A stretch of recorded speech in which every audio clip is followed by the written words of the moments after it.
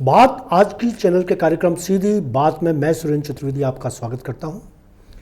आपको मालूम है कि इस कार्यक्रम के अंदर हम अजमेर या अजमेर के आसपास से जुड़े किसी मुद्दे पर बात करते हैं और सीधी बात, दो टूक बात, बिना लाग लपेट के बात करना इस कार्यक्रम का उद्देश्य है। इस बात में हमेशा शामिल होते हैं हमारे वरिष्ठ पत्रकार ओम माथुर। ओम माथुर आप जानते हैं कि अजमेर के उन वरिष्ठ पत्रकारों में से एक हैं जिनकी कलम का लोहा पूरा शहर मानता है।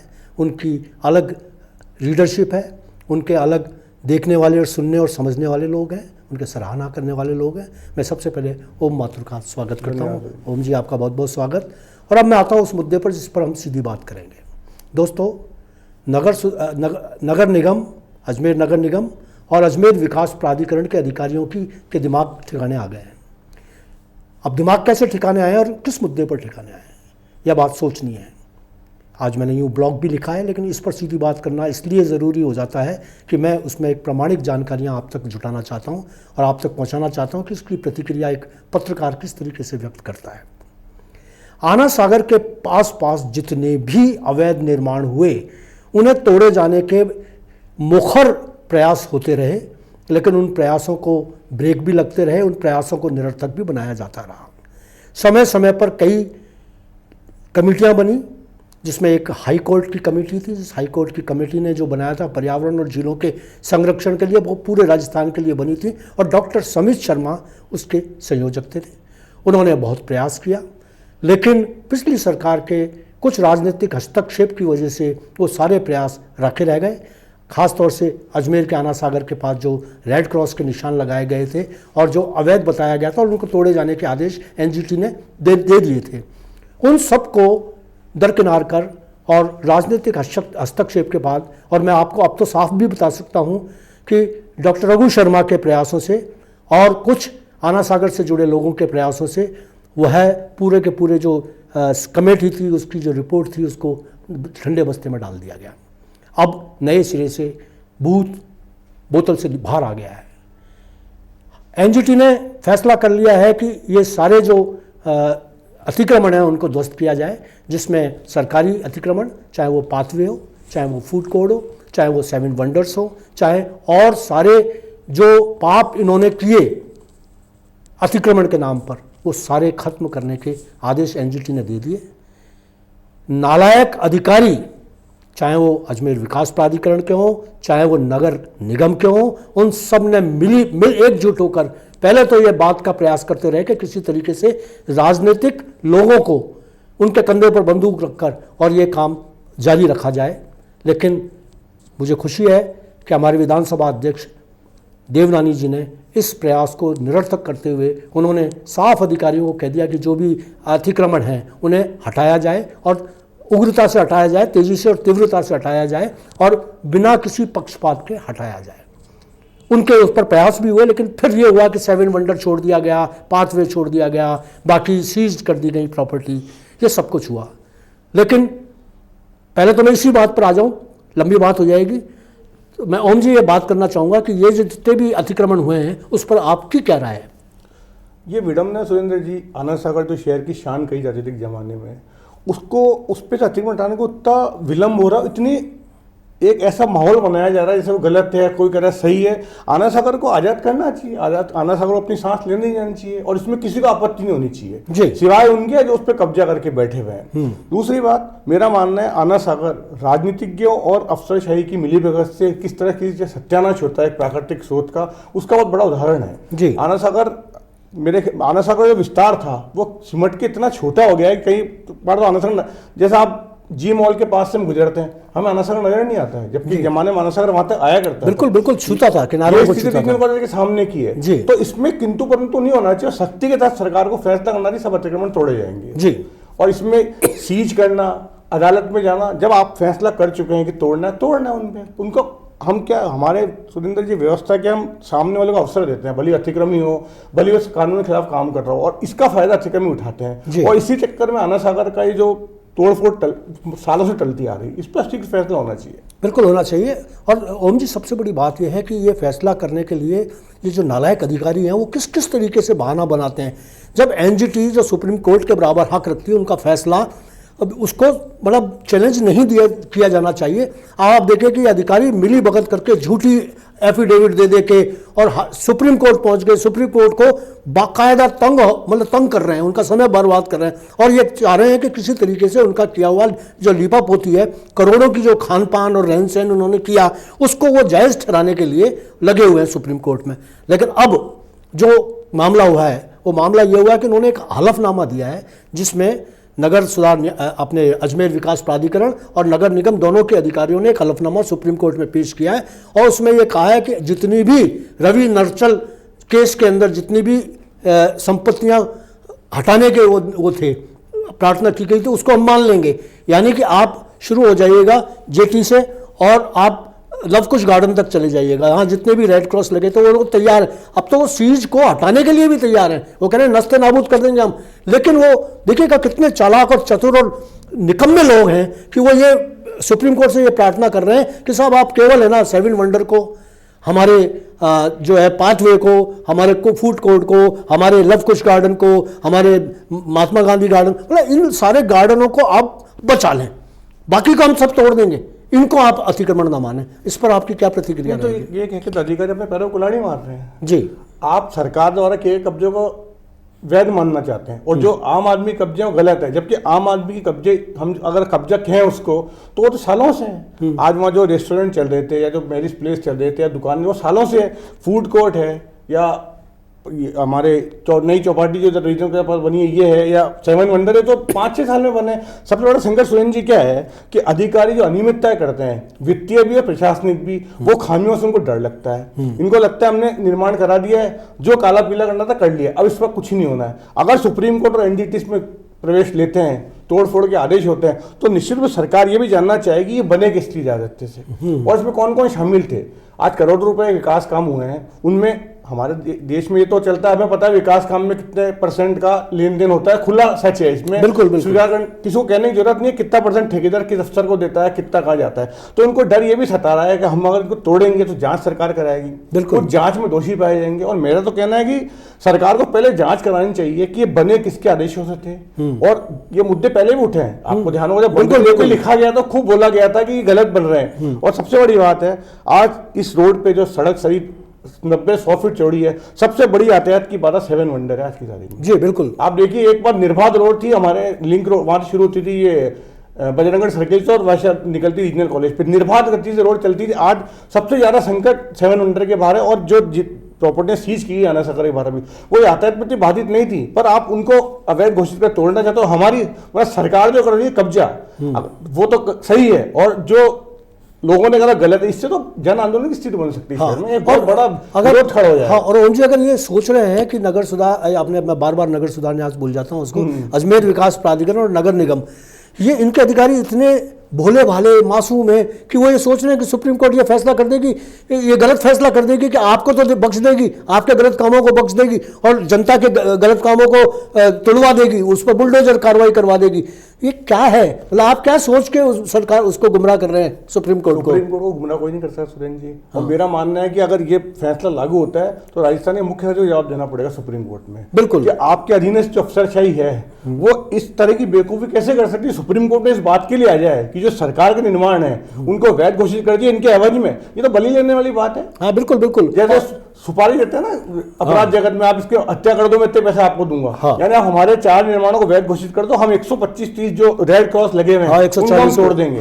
तो सरकार का काम होता है जनता की रक्षा करना, यह काम उल्टा हो रहा है। प्रशासन जनता की बलि लेकर खुद बचना चाहता है और सुप्रीम कोर्ट का न्यायाधीशों को आप गुमराह नहीं कर पाएंगे और ये बहुत बड़ा इशू बनेगा। ना सिर्फ यहाँ पे ये न्यायपालिका इसको बहुत ऊपर तक लेके जाएगी, होगा ये अल्टीमेटली अफसर में जुड़े हुए हैं उनको सजा भुगतनी पड़ सकती है इस मामले का। हाँ बिल्कुल, और ये भुगतनी भी चाहिए। आप जो कह रहे हैं ना जांच पहले करें, पहले तो बस तोड़ दिया जाए, सब कुछ नस्ते नाबूद कर दिया जाए, एकदम से आना सागर को आज़ाद सांस लेने के लिए, जैसा आपने कहा, मुक्त कर दिया जाए, और उसके बाद में ये जो वेंटिलेशन पर आना सागर है उसको उतार के उसकी सांस लेने के बाद में ये कार्रवाई करने के बाद इनके ऊपर निश्चित रूप से कार्रवाई की जानी चाहिए कि अगर कोई होटल बनी तो क्यों बनी, किसके कहने से बनी, नक्शा क्यों पास हुआ, और 7 वंडर बने। अरे ओम जी, आपको तो मालूम है कि आप भी, मैं भी पिछले 5 सालों से हम इस गाथा को गाए जा रहे हैं, इस दुख को, आना सागर के आंसुओं को रोए जा रहे हैं, हम ये पीड़ा व्यक्त करते हैं, जनता को ये कह रहे हैं कि जनता उठो, अब तो उठ जाओ, ये आना सागर बर्बाद हो जाएगा। आना सागर बर्बाद होता रहा,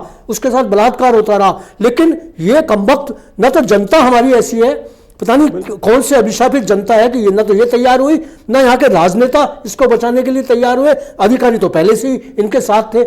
ऐसे में आना सागर के दर्द को कौन रोता।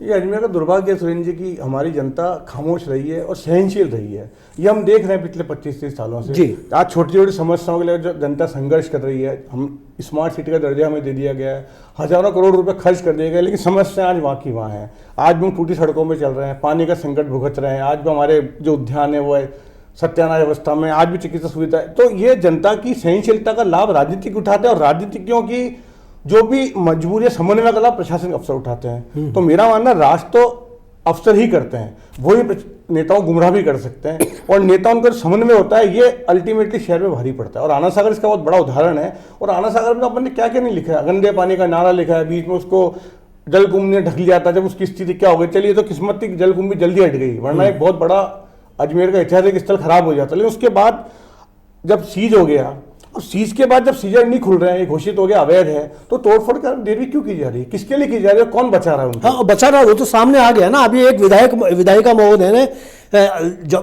खर्रा साहब के सामने होके और उसको बड़ा खोल दिया ना, गैस का गोदाम खोल दिया। इसमें एक बात और है, मेरा कहना है कि जिसने भी जो लीज पट्टा जारी किया, मतलब फ्री पट्टा जारी किया, वो किसने जारी करा, कार्रवाई उस पर होनी चाहिए। अगर मुझे पता है कि मैं कब्जा करके, कल तो आप मदार गेट पे गांधी मोहन जगह दुकान खड़ी कर लेंगे और कोर्ट से स्टे लेके आ जाएंगे। कोर्ट ने आपको, कोर्ट अक्सर स्टे दे देता है, फिर आप कहेंगे मेरी दुकान, मेरा कब्जा है गांधी मोहन पे अभी तो 25 साल से। तो फ्री जो पट्टा जारी करा किस अधिकारी का, पहले उस पर कार्रवाई होनी चाहिए। विधायिका और वो गैस गोदाम वाले बात के बाद में दोषी, शुरुआत वहां से होनी चाहिए कि पट्टा जारी कैसे हुआ और कागज कैसे पूरे बने। जब आपको पता है आना सागर कैचमेंट में है, आना सागर के बीच में बना हुआ, तो उसके पट्टा जारी कैसे हो गया, बिल्कुल, और किस अधिकारी ने किया। तो ऐसे आपको नगर निगम और एडीए में ऐसे बहुत नक्शे मिल जाएंगे, बहुत निर्माण मिल जाएंगे, जिनमें बनाया कुछ जाता है, लिखा कुछ जाता है, होता कुछ है। आप देख लीजिए, मेरे ख्याल में शहर का जितने वैसे कॉम्प्लेक्स बन रहे हैं या मल्टी स्टोरी बिल्डिंग्स बन रही है, उनमें 1-2 मंजिल तो सब अवैध रूप से बनाए रहे हैं, उन पर कोई कार्रवाई नहीं होती।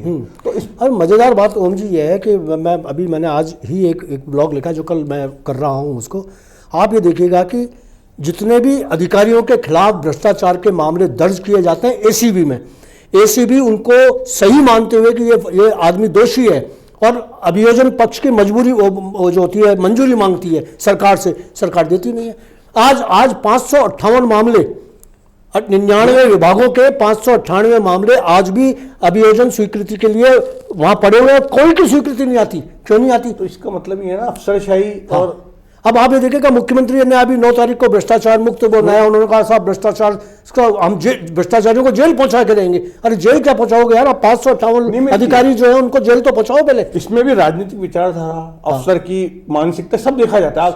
मेरे ख्याल में बहुत कम मुकदमे होते हैं जो अभियोजन के स्तर पर पहुंचते हैं, और IAS IPS इस तरह के मुकदमे पहुंच ही नहीं पाते हैं। RAS जरूर एक आध शिकार हो जाते हैं, बाकी कई मुकदमे पहुंच ही नहीं पाते। अच्छा, भ्रष्टाचार देखा वो पता है और जनता को भी पता है, एक बार रिश्वत लेके पकड़े जाएंगे, खबरें छपेगी, 10 दिन बाद सब भूल जाएंगे। उसके बाद मुकदमे का क्या हो रहा है, प्रोसिक्यूशन की मंजूरी, इस पर कोई नहीं जाता है। और इसलिए भ्रष्टाचारी को हौसले बुलंद है, उनको पता है हम यहाँ भ्रष्टाचार बचाने वाले ऊपर मौजूद है जी। और ये पूरी श्रृंखला बनी है, चेन बनी है। सबसे बड़ी ओम जी दुख की बात तो ये होती है कि जब आदमी का कांग्रेस सरकार होती है तो हम ये सोचते हैं यार ये कांग्रेस सरकार से मुक्ति मिलेगी, बीजेपी आएगी तो शायद हमें वापस सांस लेने का मौका मिलेगा, लेकिन जब वो आती दूसरी सरकार वो भी वैसी की वैसी होती है, अफसरों का कोई फर्क नहीं पड़ता। सुरेंद्र जी, कुर्सी का आदमी बदलता है, कुर्सी का आचार विचार संस्कार सही वही रहता है। और जो अब मुझे दलाल शब्द उपयोग करना चाहिए नहीं करना चाहिए, जो दलाल किस्म के लोग होते हैं राजनीति में सक्रिय या प्रशासन, वो वही रहते हैं। उनको सुरेंद्र चतुर्वेदी की कुर्सी मिलनी है, सुरेंद्र चतुर्वेदी खास हो जाते हैं। ओम माथुर बनता है तो ओम माथुर खास हो जाता है। तो ये सिलसिला आप निरंतर चलता रहता है और उनके इस बात का फर्क नहीं पड़ता है। अरे ये आपने बहुत सही और शब्द भी सही इस्तेमाल किया, दलाल।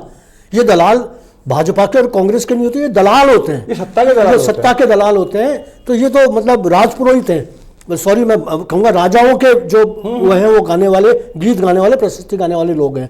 तो ये चला आ रहा है सारा का सारा, ये कब तक चलेगा? अब जो मामला हो रहा है, जिस तरीके से करवट ले रही है, मुझे ये लग रहा है कि अगर सुप्रीम कोर्ट ने ये फैसला ले लिया तोड़ने का, तो ये अनाज सागर के लिए दिन फिरने वाली बात होगी और अनाज सागर फिर वास्तव में ताज़ी हवा से सांस ले पाएगा। मछलियों के लिए जो जिस तरीके से ये नर्क बन चुका है, जहरीला पानी हो चुका है, और अंदर इसके जो पानी जो है, तो आप कह रहे हैं मछलियों का ठेका देना, मछली इसमें जी नहीं सकती, और मछली मरेंगी, लोगों को मारेंगी, इसलिए अभी ठेकेदार आया भी नहीं है, ठेका छूट गया है, ठेके में आ ही नहीं रहा ऑर्डर के बारे में। मारते हैं अनासागर, आप देखिए थोड़ी धूप जब तेज होती है अनासागर, और मेरा मानना है सुप्रीम कोर्ट क्यों नहीं मानेगा? जब इतने सबूत, इतने कागजी दस्तावेज सामने सुप्रीम कोर्ट के, एनजीटी फैसला, और एनजीटी के फैसले को खारिज करने को आधार नहीं बनता है सुप्रीम कोर्ट के सामने। और अभी भी ओम जी सबसे बड़ी बात है, मतलब मैंने अभी पिछले दिनों में 8-10 दिन पहले लिखा अनाज सागर के जमीन, अभी भी कृत्रिम जमीन बनाई जा रही है, अभी भी कॉलोनियों काटने के लिए महावीर कॉलोनी से आप आ जाएगा पीछे की तरफ, कम से कम भी 20 बीघा जमीन, 10 बीघा जमीन, 15 बीघा जमीन पर जमीन बना रहे हैं। अभी भी जेसीबी चल रही है, डंपर चल रहे हैं, मिट्टी डाली जा रही है, और वो प्लॉट कट रहे हैं दुबई में और जाने कहाँ बिक रहे हैं। हौसले आप देखिए ना, इतना होने के बाद, मीडिया में तल्ल होने के बाद भी, मामला न्यायपालिका में पहुंचने के बाद भी, एनजीटी का फैसला होने के बाद भी अगर ये हिम्मत की जा रही है, तो उनको कितना प्रेशर मिला होगा, इसको समझा जा सकता स्वयं की आसानी से।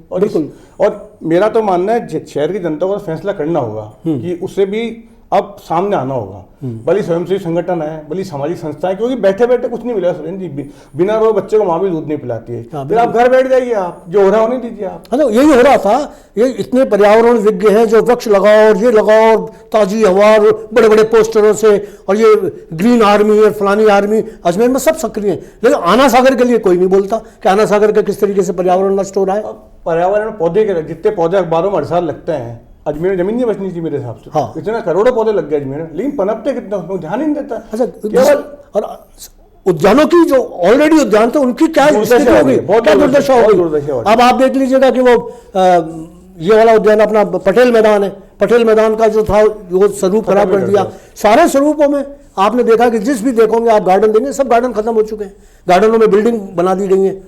अब आप उसमें अपना जो पटेल मैदान है, पटेल मैदान के अंदर जो वो था उसमें होटल बना दिया, दारू शराब बेची जा रही है नगर निगम के होटलों में। कितना बड़ा मैदान था, सुबह लोग मॉर्निंग वॉक करते थे, खत्म करते। विजयलक्ष्मी पार्क वैसे हमारा स्थल बन गया है, सुभाष उद्यान में पैसे लिए जाते हैं, लव कुश उद्यान नष्ट हो चुका है, गांधी उद्यान जो बनाया था वो धारसिंह स्मारक में आदमी जा नहीं सकता है, आपने वो राजीव गांधी स्मारक स्मृति वन बनाया, वो सरादन रोड में बनाया है, अब आदमी कहाँ जाएगा? हाँ, वो नष्ट पड़ा हुआ है बिल्कुल। तो दोस्तों, आपने देखा कि अजमेर की पर्यावरण की चिंता करने के लिए न तो आदमी नागरिक सामने आ रहे हैं, न राजनेता सामने आ रहे हैं, न मीडिया समूह आ रहा, न सोशल मीडिया आ रहा, कोई नहीं आ पा रहा, लेकिन फिर भी कोर्ट, अदालत और कुछ जागरूक नागरिक इस तरह के प्रयास कर रहे हैं कि आना सागर किसी तरह से बचे, अजमेर किसी तरह से बचाया जाए। तो आपको ये कार्यक्रम पसंद आया होगा। हमने सीधी बात में दो टूक बात की, इसमें अगर कहीं कोई भाषागत कमियां रह गई हो हमसे तो हम क्षमा चाहेंगे, लेकिन फिर भी हम आपसे कहना चाहेंगे कि जागरूक रहें अगर आपको अपने शहर को बचाना है। धन्यवाद, आप आए, बहुत बहुत धन्यवाद। धन्यवाद दोस्तों।